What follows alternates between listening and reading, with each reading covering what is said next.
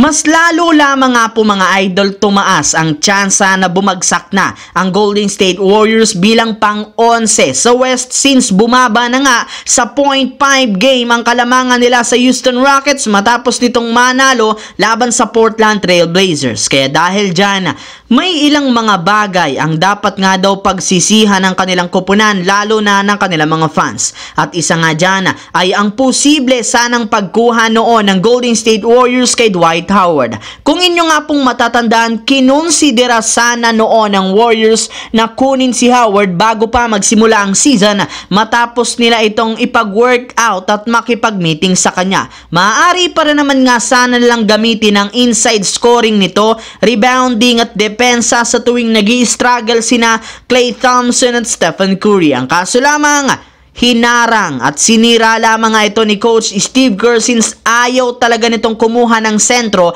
kagaya ni Howard, gayong mas gusto nga nitong gumamit ng kanyang signature small ball lineup at rotation kahit man hindi na ito gumagana pa ngayong season. Kaya malaki ang pagsisisi ng mga Warriors fans bakit hindi nila kinuha ang isang Dwight Howard, dahil kung kinuha nga ito malamang sa malamang iba ang kalalagyan ngayon ng Golden State Warriors. Sa kabilang dako naman, matapos nga pong matalo ang Indiana Pacers laban sa Lakers noon at kahapon, hindi nga naiwasan pa ng kanilang head coach na si Rick Carlisle na magreklamo na naman sa mga referee. Ayon nga po dito, napakahirap nga para sa kanilang koponan na manalo since sobra silang nadedehado sa fouls at free throws. Sa katunayan, hindi nga nila matanggap ang pagkakaroon dito ng Lakers ng 42 free throws attempts kumpara sa 16 lamang nila. Sobrang ikinadismaya nga ito ng kanilang team ang pagkakaroon nila ng 31 fouls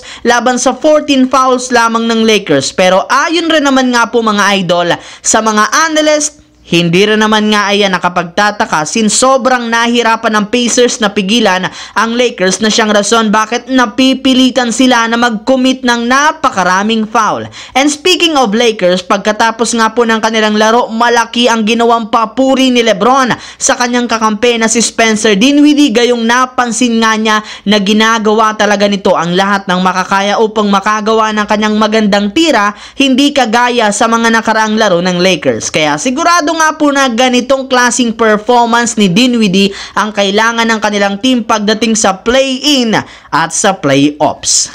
Samantala, matagumpay nga pong na-extend ng Wizards sa 3 games ang kanilang win streak matapos nilang maipanalo ang laro kontra sa Bulls 107-105. Yes mga idol, eto na nga ang unang pagkakataon na nagkaroon ng Wizards ng ganyang kahabang winning streak at nagawa nga nila yan salamat sa naging performance ni Jordan Poole na merong 23 points off the bench. Pero bago pa man magtapos ang kanilang laban, nagkaroon muna nga ng initan sa kanilang laro sina Jordan Poole at Alex Caruso at nag-umpisa nga ito ng tulakin ni Poole si Caruso habang kinukuha nito ang bola.